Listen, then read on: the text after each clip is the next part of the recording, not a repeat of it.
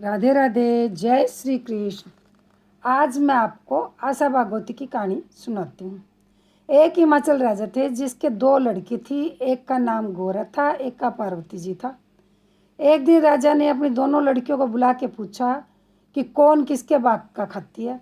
जो पार्वती जी बोली कि मैं तो मेरे बाग का खाती हूँ, और गोरा बोली कि मैं तो आपके बाग का खाती हूँ।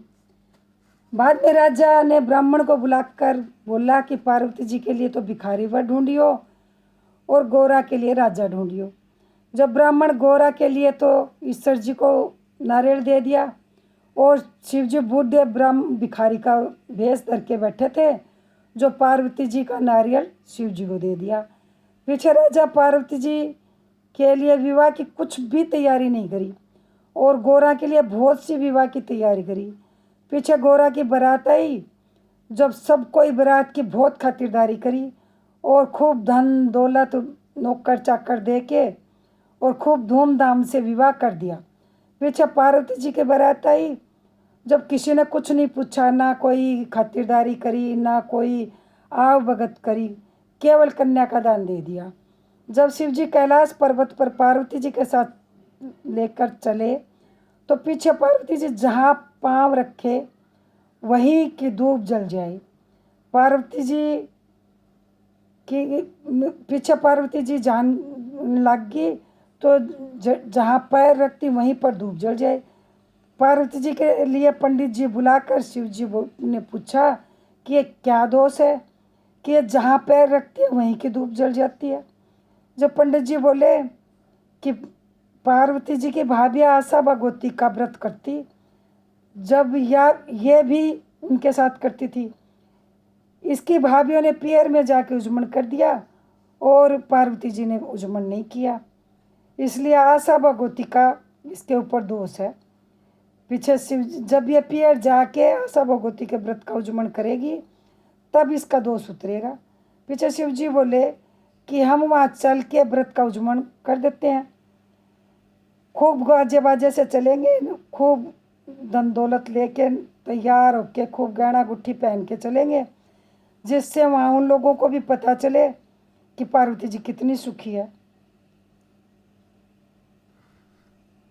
जब वो वहाँ से चले तो आगे उन्होंने क्या देखा कि एक रानी के बच्चा होने वाला था।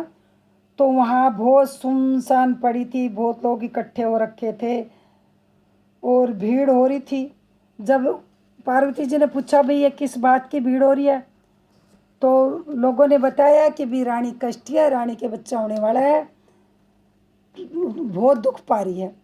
पार्वती जी ने पूछा कि इतनी भीड़ क्यों है। जब सब लोगों ने कहा कि रानी के बच्चा होने वाला है, फिर पर जाकर देखा तो बहुत दुख पा रही थी। पार्वती जी ने जब जाके देखा ना, तो रानी बहुत दुख पा रही थी।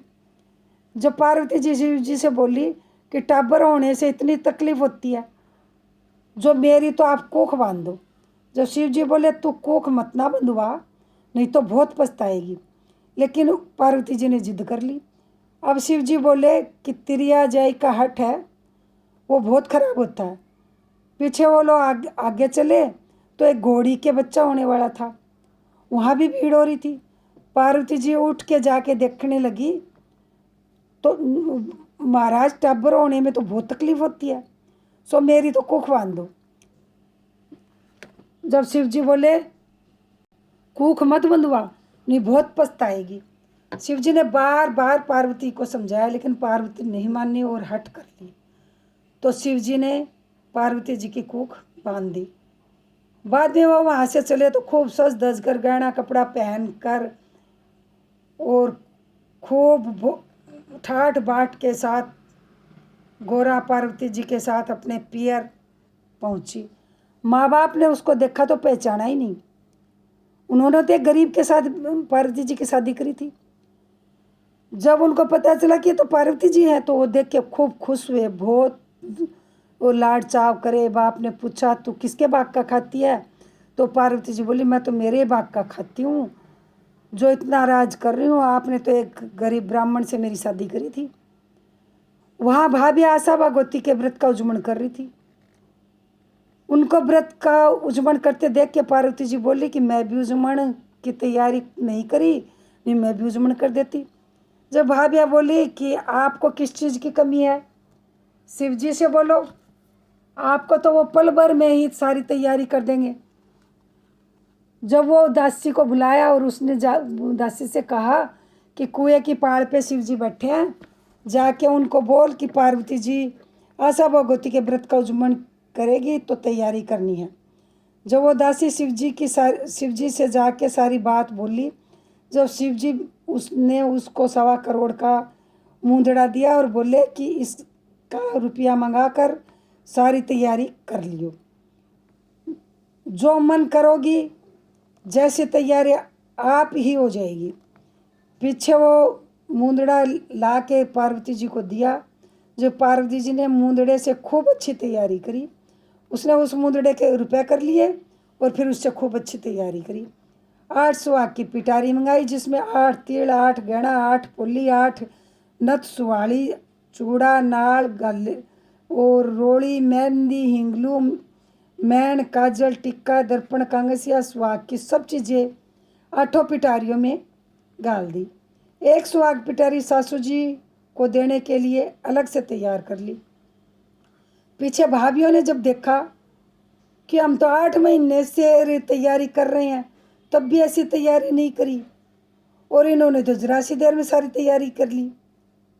पीछे सब लोग खूब ठाट बाट से उजमन कर दिया। शिव जी पार्वती जी से कहा कि अब हम अपने घर चलेंगे, तो ससुर ने शिव जी को जीमने के लिए बुलाया। शिव जी खूब गहना कपड़ा पहन के छोटा सा रूप धर के, छोटे से लड़के का रूप धर के आए और खूब गाजे बाजे से जीमने के लिए आए। उधर ससुर जी ने खूब मिठाई और खूब अच्छी रसोई बनाई। शिव जी ने देख कर सारी दुनिया बोली कि भिखारी को पार्वती जी को दिया था, पार्वती जी की शादी करी तो ये तो एकदम भिखारी था, लेकिन अब पार्वती जी तो अपने भाग से खूब राज कर रही है। पीछे शिव जी वहाँ जब जीमने लगे तो उनकी सारा खाना खत्म कर दिया, पीछे कुछ भी नहीं बचा। पार्वती जीमने के लिए गई तो रसोई में कुछ भी नहीं, एक साग का उबला हुआ पिंडा पड़ा। जो पार्वती जी वो साग का वो लड्डू खाया और पानी पीकर वहाँ से चली। रास्ते में धूप पड़ रही थी, जो एक पेड़ के नीचे जाके बैठ गई। पीछे पार्वती जी को शिव जी ने पूछा कि आपने क्या खाया। पार्वती जी बोली कि जो आपने खाया सोई मैंने खाया। जब पार्वती जी सो गई, तब शिव जी ने पार्वती जी के पेट की ढकनी उखाड़ कर देखी तो उसमें साग का एक पेंडिया और पानी पड़ा। पीछे शिव जी अच्छी ढकनी ढक दी और पार्वती जी उठे। तब शिव जी ने पार्वती जी को फिर पूछा कि पार्वती जी आप क्या खा कर आई। पार्वती जी बोली कि आपने जो खाया वही मैंने खाया। शिव जी को हंसी आ गई और बोले कि मैंने आपकी पेट की ढकनी उगाड़ के देखी है, उसमें तो एक साग का पिंडिया और पानी है। जो पार्वती जी बोली कि महाराज आज तो आपने मेरे पर्दे फाश कर दिए, लेकिन आगे कोई तिरिया जाए का पर्दाफाश मत करना।